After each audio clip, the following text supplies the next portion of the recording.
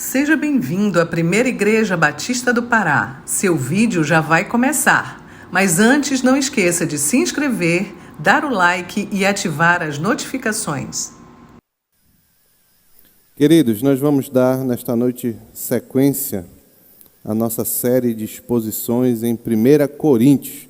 Então, abra a palavra do Senhor, na primeira carta de Paulo aos Coríntios.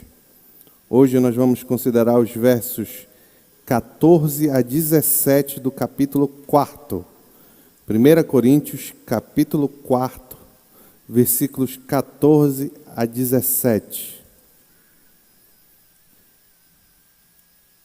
Meus irmãos, meus queridos, vocês já se perguntaram como se formam os pedreiros, os ferreiros, os eletricistas, os carpinteiros? Eu vou dar uma dica. Não é na universidade. Pode ser até que haja algum curso técnico que treine pessoas para exercer essas profissões, mas esta não é a regra de formação. Não é via de regra por meio desses cursos técnicos que essas pessoas são treinadas. A maioria dos pedreiros, ferreiros e etc. que você conhece nunca participou de um treinamento formal. Quer seja uma sala de aula, quer que tenha carga horária, etc. Pelo menos não na nossa realidade local, que eu conheço bem, porque já trabalhei muito com empresas da construção civil. Então, como é, pastor? Como é que são formados os pedreiros, eletricistas, ferreiros e etc.? É por meio de observação e prática. Funciona mais ou menos assim. Um jovem entra para uma empresa para trabalhar na construção de um prédio ou uma casa, qualquer coisa que seja, sem nenhuma experiência. Ele não sabe fazer nada. Ele que só tem a força da juventude e quer trabalhar. Aí ele é contratado e ele é colocado para trabalhar como servente de obras. Digamos, e aqui eu vou seguir nesse exemplo, um servente de obras que entre para trabalhar na equipe de ferragem, tá? Com os ferreiros. Então ele é o servente de obra, ele é contratado, não tem nenhuma habilidade e basicamente o trabalho dele consiste em carregar equipamentos e materiais. É assim que começa. No entanto, se esse jovem for empenhado, interessado, trabalhar bem e procurar ser treinado, aprender com seu superior, com o tempo ele vai passando, aprendendo várias coisas, cumprindo as exigências da construtora, então ele é promovido. Ele aprende na prática com o superior e ele é promovido e passa a ser um que a gente chama de meio oficial. O que é o meio oficial, pastor? É aquele que não é mais servente de obras, mas também ainda não é o profissional, pedreiro, ferreiro, eletricista e etc. E o que o meio oficial faz, pastor? Eu vou exemplificar aqui na questão do ferreiro, que eu disse que eu ia continuar na trilha do ferreiro. Ele já não vai só carregar instrumentos e materiais.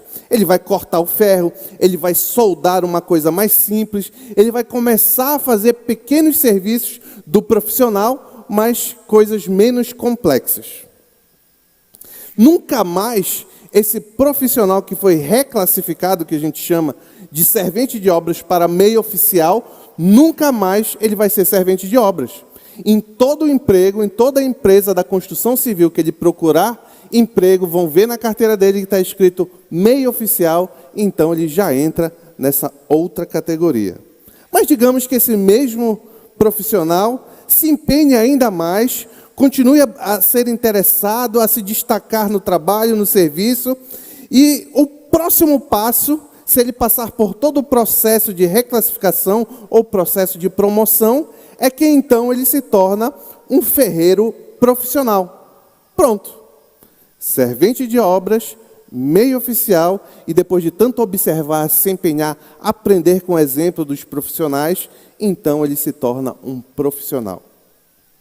É muito provável, se você, não sei se tem alguém aqui que já passou por esse trajeto, mas se você contratar um pedreiro, um encanador, um eletricista, qualquer coisa para sua casa, é muito provável que essa qualificação dele, ele absorveu, ele conseguiu trabalhando nestas condições que eu estou falando para vocês. Paulo, na tentativa de formar em Corinto uma igreja santa que imita o Senhor Jesus, vai usar uma estratégia semelhante de ensinamento. Assim como os profissionais da construção civil aprendem com os mestres, com exemplo e observação, Paulo vai usar essa mesma estratégia agora no texto que nós vamos ler. Então, abre, se você ainda não abriu, 1 Coríntios, capítulo 4, versículos 14 a 17. Enfim, vou ler a palavra do Senhor. Diz Paulo: não estou tentando envergonhá-los ao escrever estas coisas, mas procuro adverti-los como a meus filhos amados. Embora possam ter 10.000 tutores em Cristo, vocês não têm muitos pais, pois em Cristo Jesus eu mesmo os gerei por meio do Evangelho. Portanto, suplico-lhes que sejam meus imitadores. Por essa razão, estou lhes enviando Timóteo, meu filho amado e fiel no Senhor, o qual lhes trará a lembrança, a minha maneira de viver em Cristo Jesus, de acordo com o que eu ensino por toda parte, em todas as igrejas. Vamos orar. Pai, obrigado pela tua palavra, revela entendimento, edificação aos nossos corações, que o teu Espírito Santo fixe isso nas nossas mentes e corações. Em nome de Jesus, amém. Um problema crônico na igreja de Corinto era uma postura de divisão, grupinho, separação no meio da igreja. Uns se ajuntavam com outros, idolatravam líderes que escolhiam para si e diziam que o meu grupo é superior e os dos outros eram inferiores. Então havia esse problema crônico na igreja de Corinto. Até aqui, nós já estamos quase chegando no capítulo 5 da carta, até aqui Paulo está batendo direto nisso, só para você entender o tamanho desse problema. Contra este comportamento, Paulo exorta, desde o início da carta, a que todos permaneçam humildes, em comunhão. Ou seja, não é para dividir, é para permanecer junto, em humildade e comunhão. E Paulo vai destacar no capítulo 3, apenas uma pinça do capítulo 3, que a importância individual de cada um dentro da igreja está na medida que este coopera na busca coletiva pela glória de Deus. O que Paulo está querendo dizer? O que Paulo disse aqui no capítulo 3? É que a sua importância na igreja de Cristo não é pelo que você é individualmente. Não, a sua importância ela diretamente proporcional à medida que você ajuda o corpo de Cristo juntos a glorificarem a Deus. A glorificar a Deus. De outro lado, como consequência lógica, quem separa, quem trabalha contra a união e em favor da divisão, como Paulo diz, trabalha para destruir a igreja de Cristo. Então, nós, como membros de igreja, como participantes de uma igreja local, que somos nós aqui, segundo Paulo, nós temos duas opções. Ou nós trabalhamos para unir e glorificamos a Deus, por consequência, ou nós trabalhamos para dividir e nosso intento, quer seja racional, quer seja voluntário ou não, nós estamos trabalhando para destruir a igreja. Já no capítulo 4, nós vemos nos versos 1 a 7, que Paulo destacou qual é a real natureza dos servos de Deus. Paulo diz lá que os servos de Deus são como mordomos a serviços do seu Senhor. O que Paulo quer dizer com isso? Mordomo a serviço do Senhor.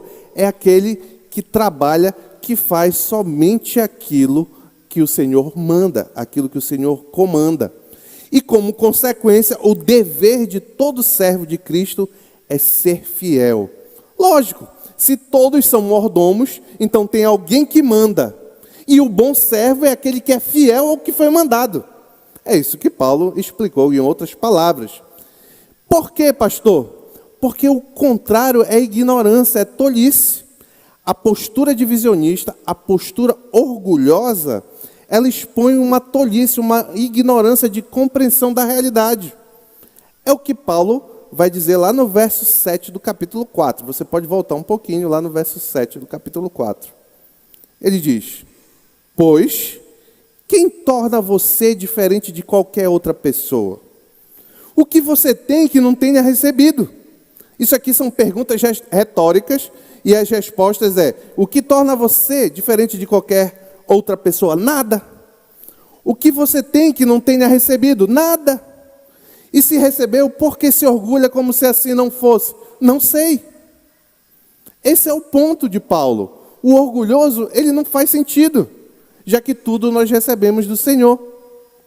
E o capítulo 4 prossegue, nos versos 8 a 13 deste capítulo, vimos que Paulo empreende um duro argumento irônico para ensinar aos coríntios como era ridícula a postura deles comparada à realidade dos apóstolos. Isso mesmo, as últimas mensagens nós vimos isso. Como a postura daqueles homens era ridícula quando comparada ao proceder dos apóstolos. Agora, em nossa referência de hoje, Paulo vai dizer o motivo que o levou a usar esses duros e irônicos argumentos. Nós vamos ler ele mais aqui na frente. Vamos ver então o primeiro ponto. O primeiro ponto eu chamei de a razão da ironia. Está lá no verso 14, que eu vou ler novamente. Só um minuto. Depois de expor a dura realidade apostólica e censurar mais uma vez os coríntios, a igreja de Corinto, quanto à soberba e ao comportamento divisionista, Paulo agora se volta aos seus destinatários como um pastor amoroso. O resultado esperado por Paulo, diante das duras palavras que ele trouxe, é que os destinatários ficassem envergonhados. Não o resultado esperado, mas ele imaginou que poderia acontecer. Diante das duras palavras dele, quando comparou o comportamento dos coríntios com os apóstolos, eles poderiam ficar envergonhados. Por isso Paulo se volta novamente a eles como um pastor amoroso e diz, lá no início do verso 14, não estou tentando envergonhá-los ao escrever estas coisas. O que são estas coisas? Eu imagino que boa parte estava aqui quando eu considerei estas coisas, mas eu vou ler aqui rapidamente. Estas coisas a que Paulo se refere são as últimas lições que empregou forte tom irônico, como já disse, comparando os coríntios com os apóstolos. A forma que eles queriam viver nos seus grupos com a realidade apostólica. E essas coisas estão mais especificamente descritas ali em 1 Coríntios, capítulo 4, versos 8 a 13. Olha o tom, tudo aqui Paulo está falando em tom irônico, à exceção do final, dos últimos versos. 1 Coríntios, capítulo 4, versos de 8 a 13. Vocês já têm tudo o que querem? Já se tornaram ricos? Chegaram a ser reis e sem nós? Como eu gostaria que vocês realmente fossem reis, para que nós também reinássemos com vocês. Porque me parece que Deus nos colocou a nós, os apóstolos, em último lugar, como condenados à morte. Viemos a ser um espetáculo para o mundo, tanto diante de anjos como de homens.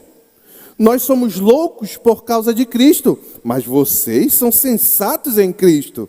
Nós somos fracos, mas vocês são fortes. Vocês são respeitados, mas nós somos desprezados. Até agora, estamos passando fome, sede e necessidade de roupas. Estamos sendo tratados brutalmente, não temos residência certa e trabalhamos arduamente com nossas próprias mãos. Quando somos amaldiçoados, abençoamos. Quando perseguidos, suportamos. Quando caluniados, respondemos amavelmente. Até agora, nos tornamos a escória da terra, o lixo do mundo. São estas coisas que poderiam ter causado aos coríntios um tipo de, como é que Paulo fala aqui, de vergonha. Lendo o que Paulo escreveu, eles poderiam ficar envergonhados. E Paulo quer dizer que não foi para esse fim que ele escreveu essas coisas, não para envergonhar. Mas a intenção do apóstolo era adverti-los como a meus filhos amados. É o que está aí na sequência do nosso verso. Pode voltar lá para o nosso verso tema. Paulo quer que os coríntios escutem o que ele estava falando, não para vergonha, mas para o benefício próprio deles. Por isso, ele pede que eles prestem atenção às suas palavras, pois Paulo é o pai deles em Cristo. E suas palavras são como a de um pai que em amor corrige os seus filhos. É isso que Paulo está fazendo. Ele é um pai que está dando uma dura palavra aos filhos, não para que os filhos sejam envergonhados, mas que eles possam ser corrigidos, para que eles possam andar em boa direção. O verbo aí traduzido por adverti-los representa a ação daquele que tenta influenciar os outros de forma que consigam corrigir determinado comportamento indesejado. E nunca, jamais, para provocar ou humilhar. E aqui há algumas breves lições já neste primeiro ponto. A primeira, meus irmãos, é que se nós somos cristãos, nós devemos ter consciência que por vezes ouvir palavras duras podem ser necessárias. Cuidado para você não ser hipersensível. Cuidado para você não ser hipersensível, aquele que não pode ouvir uma admoestação, uma exortação. Talvez você não saiba disso, mas aquele que tudo ofende, que tudo entristece, que tudo influencia pesadamente na vida, esse é aquele orgulhoso. Isso são características de quem é orgulhoso. A pessoa que tudo se ofende, ela não pode ouvir nenhuma correção, porque ela se sente logo ofendida. Era o que Paulo estava querendo evitar que a igreja de Corinto fizesse, que ouvisse as palavras duras dele, mas sabendo que no coração do apóstolo Paulo, o objetivo era corrigir. O objetivo era corrigir. E note, do outro lado, que você pode até exortar, aconselhar seus irmãos e ser duro, desde que o coração esteja no lugar correto. Não faça isso para se sobressair, o famoso eu te avisei, ou para fazer prevalecer o seu argumento. Essas não são boas razões para se exortar. Note que nós estamos aprendendo que as duras palavras do apóstolo Paulo tinham como finalidade última, não o bem dele, não o eu te avisei, não eu estou certo, tu está errado, mas edificar a igreja. Logo, a preocupação de Paulo ao admoestar, exortar, não é reconhecimento, ou mesmo prova de seu argumento, mas o bem do próximo. E aí nós podemos fazer uma pergunta bíblica para saber se aquilo que eu quero dizer para o meu irmão, para aquela exortação que eu quero fazer, para aquela palavra de conselho que eu quero dar, se ela é boa ou não. Qual é essa pergunta, pastor? Essa palavra que você vai dar vai edificar seu irmão? Vai conduzi-lo de forma que ele seja mais parecido com Cristo? É com o objetivo único de fazer o bem ao próximo? Olha o que o próprio Paulo diz em Efésios capítulo 4, verso 29. Nenhuma palavra torpe saia da boca de vocês, vírgula, mas apenas a que for útil, e aqui o princípio se aplica, tá? Mas apenas a que for útil para edificar os outros, conforme a necessidade. Para quê? Qual é o objetivo da palavra? Para que conceda graça aos que a ouvem. Olha aí, meu irmão. Se o seu irmão fez algo ou está tendo um comportamento inadequado, chegue com toda a discrição e pense da forma de falar, de forma que ele seja edificado. Não para você fazer seu ponto, ou para mostrar que você é mais maduro, ou que você sabe mais, e etc.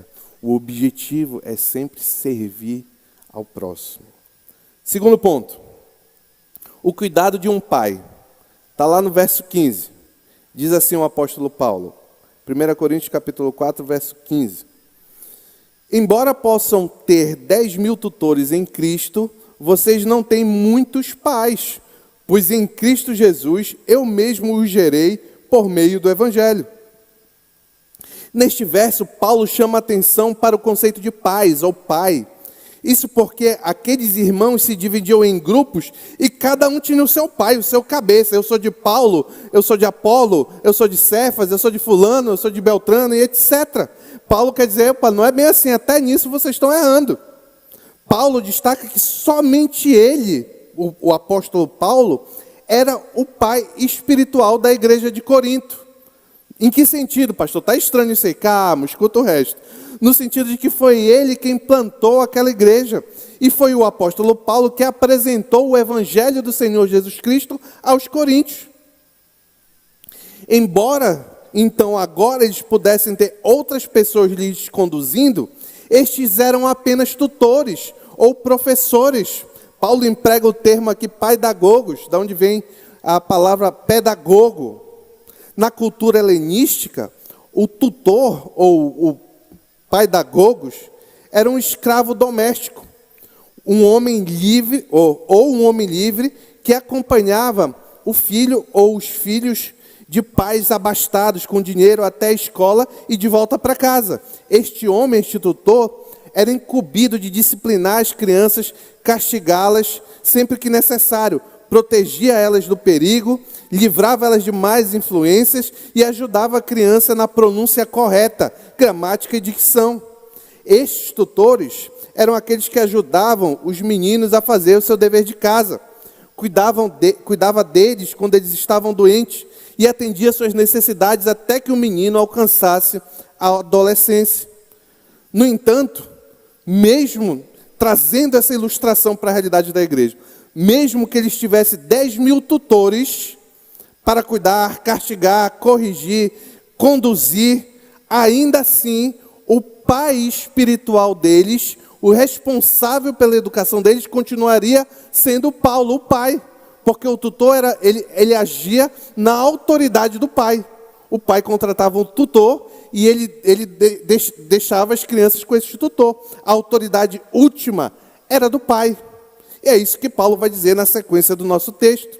Ele vai dizer, vocês não têm muitos pais, pois em Cristo Jesus eu mesmo os gerei por meio do Evangelho.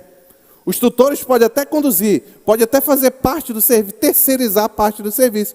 Mas o que Paulo está dizendo é que o pai de vocês, que gerou Cristo Jesus em vocês, fui eu. E aqui Paulo está defendendo a autoridade apostólica dele. Ou seja, cada pessoa, cada crente pode ter inúmeros tutores, mas apenas um pai. No caso da igreja de Corinto, esse pai era Paulo. Por 18 meses, Paulo havia trabalhado para estabelecer a igreja em Corinto. Isso está em Atos 18:11.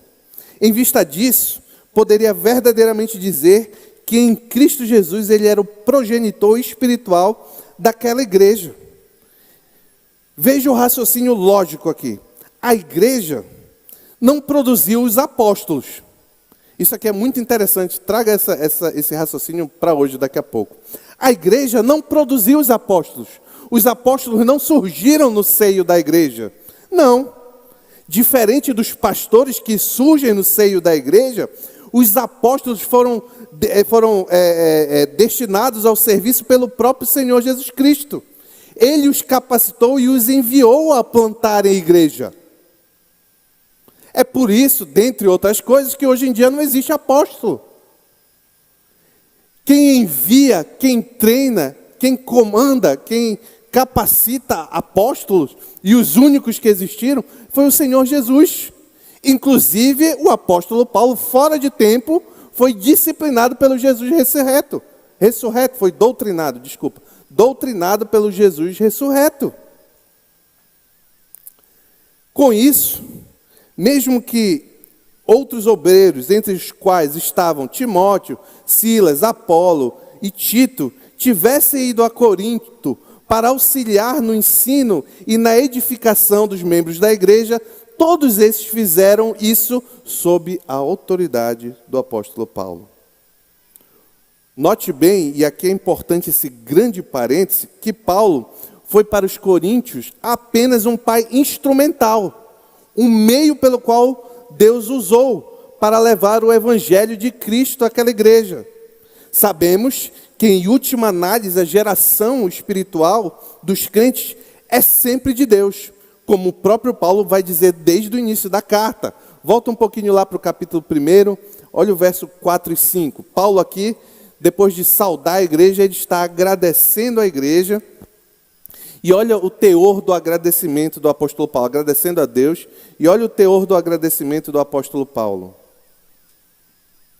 Ele diz: sempre dou graças a meu Deus por vocês, igreja de Corinto, por causa da graça que lhes foi dada por Ele. Olha quem deu a graça. Por Ele, em Cristo Jesus. Pois nele, em Deus, vocês foram enriquecidos em tudo, isto é, em toda palavra e em todo conhecimento. Aqui há algumas lições para mim e para você. Pais, não devemos ter muitos pais aqui, mas eu imagino que temos alguns. Disciplinem seus filhos. A disciplina, quando feita com o coração correto, não com raiva, com o objetivo de instruir. A disciplina é uma prova de amor. Paulo estava disciplinando aquela igreja porque ele amava aquela igreja. Filhos, agora que acho que a maioria, se não todos, eu acho que todos são filhos, né? Ninguém nasceu de chocadeira, né? Filhos, recebam disciplina com humildade, pois a disciplina é uma forma que os pais de vocês demonstram amor por vocês. Certo? É a regra. Eu não estou dizendo que não tem pai que perde a medida, que faz com o coração no lugar errado, eu não estou dizendo isso. Mas quando você avaliar, poxa, meu pai está me disciplinando, está me exortando, está me aconselhando, está chamando a minha atenção, brigando comigo por uma razão correta, saiba que isto é uma forma de demonstrar amor. É muito mais prejudicial aos filhos, todos os filhos, é muito mais prejudicial aos filhos, um pai e uma mãe omisso, pai e mãe omissos, que não disciplinam seus filhos, não ensinam, não corrigem comportamentos. Esses comportamentos eles vão perdurar, e o filho vai sofrer consequências na vida. Então, se você pense, pelo menos reflita, não presuma sempre que você está certo. Se o seu pai, sua mãe está lhe corrigindo sobre alguma razão agora, sobre esses tempos, então reflita, será que meu pai não está certo? Será que ele não está demonstrando o amor por mim nessa correção, nesta chamada de atenção e etc. Outra lição aqui neste ponto. Respeite e honre aqueles que foram instrumentos de Deus para lhe evangelizar, edificar, exortar, como, por exemplo, seus pastores, seus líderes. Pastores de internet não são seus pastores. Pastores de internet não estão preocupados com o que acontece com você.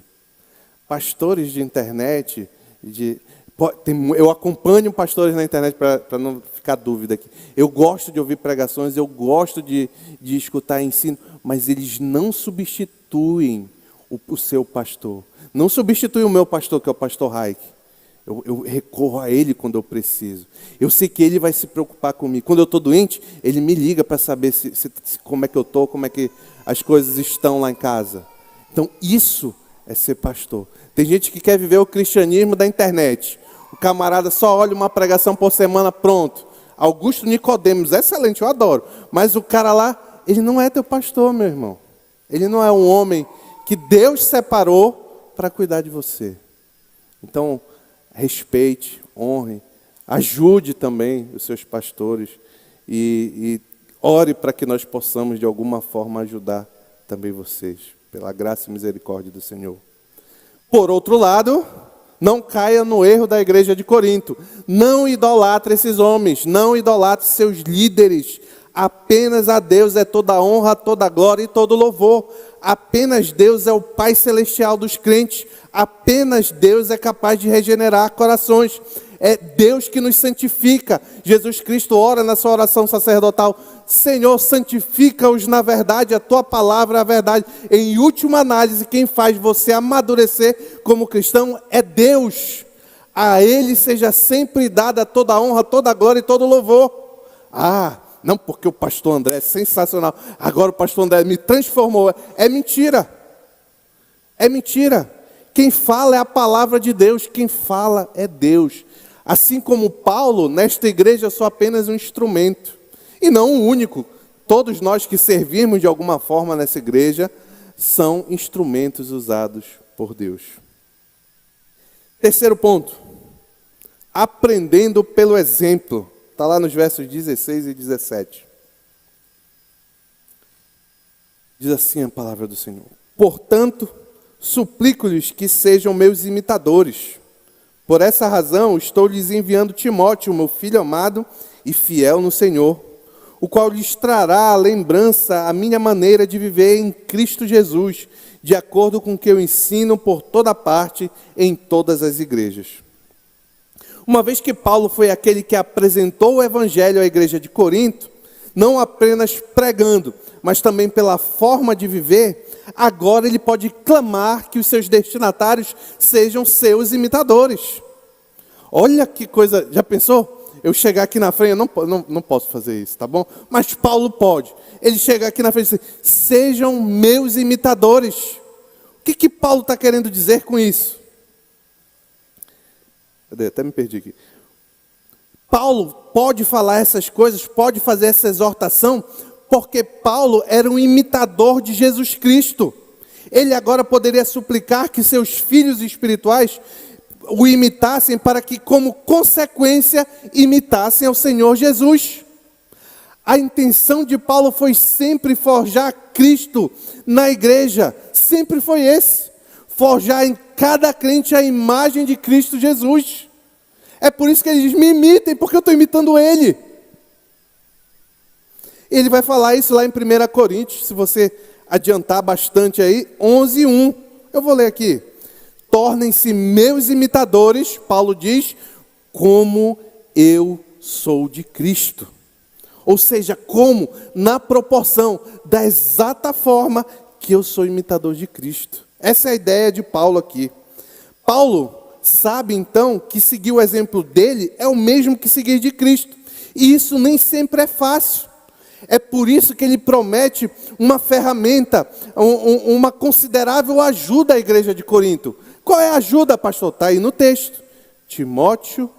Enviar Timóteo, meu filho amado e fiel no Senhor.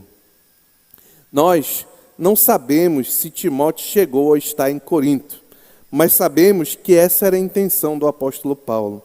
E isso é significativo, pois Timóteo aprendeu muito com um exemplo. Olha aqui, a questão de aprender com o exemplo, tá? Timóteo aprendeu muito com o exemplo dos que o conduziram no caminho de Deus. Timóteo teve o exemplo de fé e vida em casa. Lá em 2 Timóteo, capítulo 1, verso 5. Recordo-me, isso aqui Paulo falando para Timóteo. Recordo-me da sua fé não fingida, que primeiro habitou em sua avó Lóide e sua mãe, Eunice.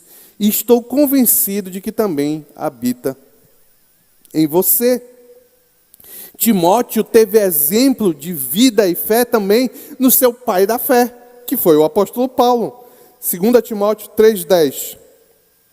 Mas você, Timóteo, você tem seguido de perto o meu ensino, a minha conduta, o meu propósito, a minha fé, a minha paciência, o meu amor e a minha perseverança. De tanto observar esses exemplos em sua vida, Timóteo aprendeu e se tornou um exemplo também.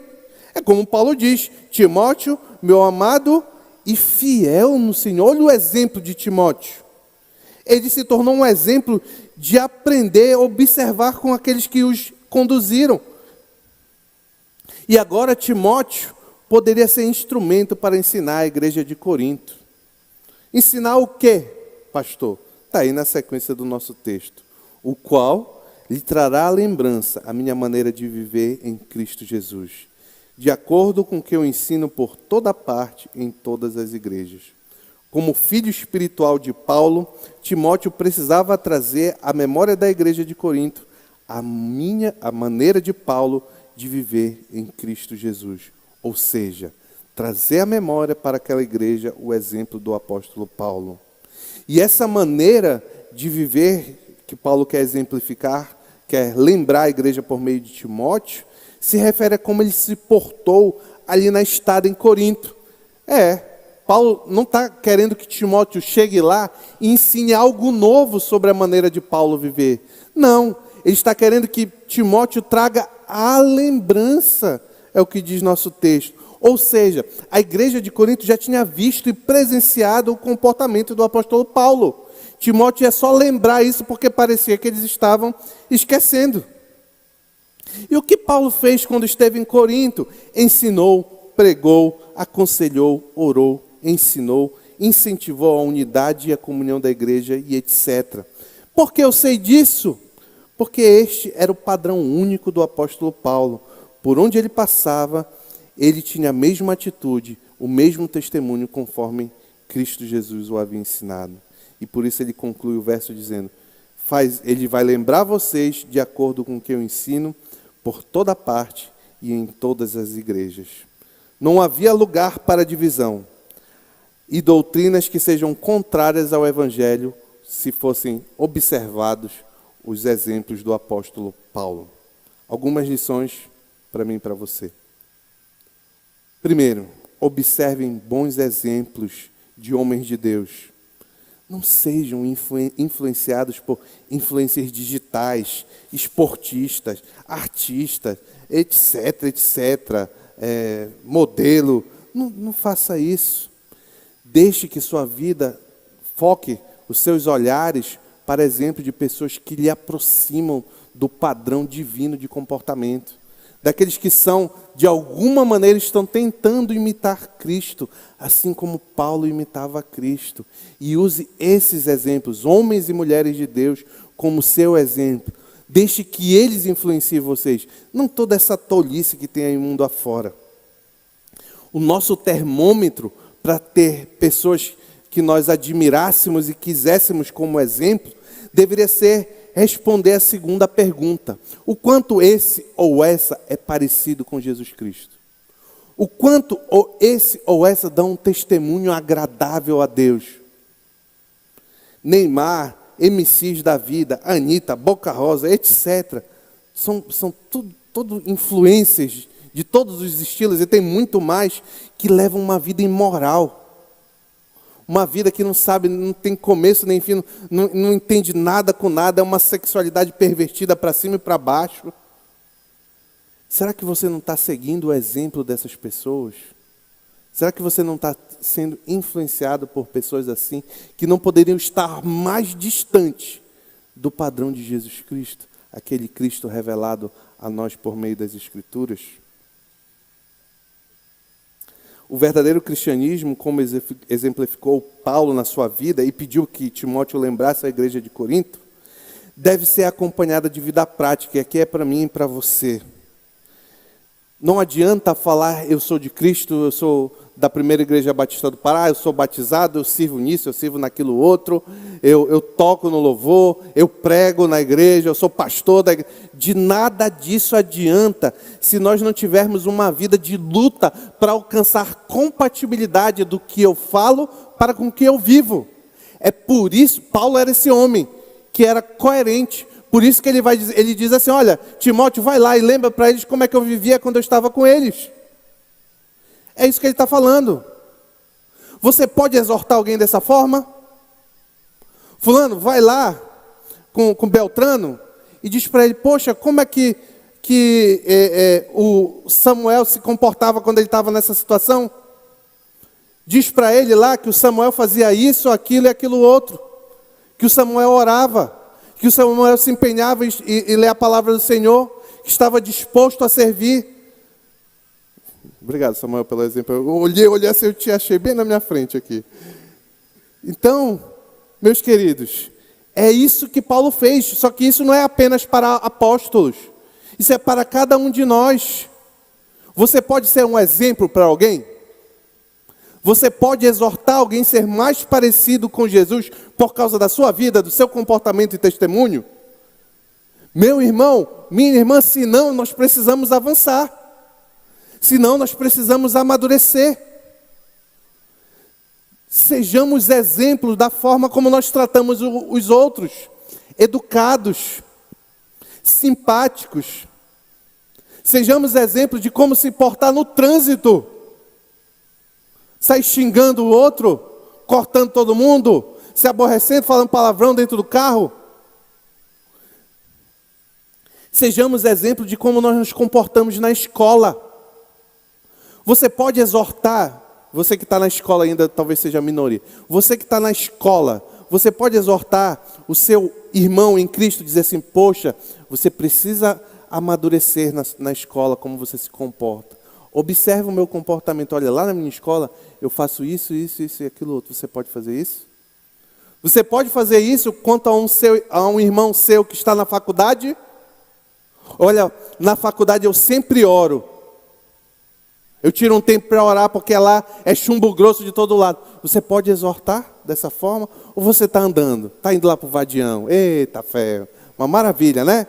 Aí o seu exemplo não vale de nada. Que nós não sejamos moldados por este mundo caído, influenciado pelos outros, quanto à forma de se vestir, quanto ao linguajar, os lugares que nós frequentamos, mas que nós sejamos, pelo contrário, ao invés de influenciados, influenciadores. Mas não conforme o nosso jeito, conforme o que os outros acham, conforme o que o mundo acha, conforme o que a internet diz que você tem que ser, mas conforme Cristo foi. Que nós replicamos o testemunho de Cristo. Então nós podemos dizer, assim como o apóstolo Paulo, sejam meus imitadores na medida que eu sou de Jesus Cristo. Concluindo, muitos crentes podem estar no mundo como serventes de obra, talvez interessados em aprender um pouco mais, e que esses encontrem pessoas para exemplificar em suas vidas de forma que amadureçam na vida cristã. Se você se sente pastor, sei muito pouco. Não é para todo mundo vir, pronto, agora vamos todos nós andar com o pastor. Não! A ideia da igreja é que nós vamos ajudar uns aos outros. O pastor Rex sempre diz, se você está aqui no convênio, eu não sei se é convênio hoje em dia, o terceiro ano do segundo grau, mais antigo ainda. Como é o nome? Como é, Daniel? Convênio. Se você está no convênio, você tem coisas para ensinar para quem está no segundo ano. Se você está no segundo ano, você tem coisas para ensinar para quem está no primeiro. E assim vai até lembrar. Todo mundo deve ser exemplo para alguém. Todo mundo deve ser exemplo para alguém na medida que se aproxima do Senhor Jesus Cristo. Seja um exemplo. Todos podem exemplificar se empenharem a crescer. Aqueles que agora já são meio oficiais ou ferreiros na fé, podem agora ajudar outros serventes de obra a amadurecer também. E que todos nós sejamos exemplo de Jesus Cristo para aqueles que estão ao nosso redor. Em nome de Jesus, amém.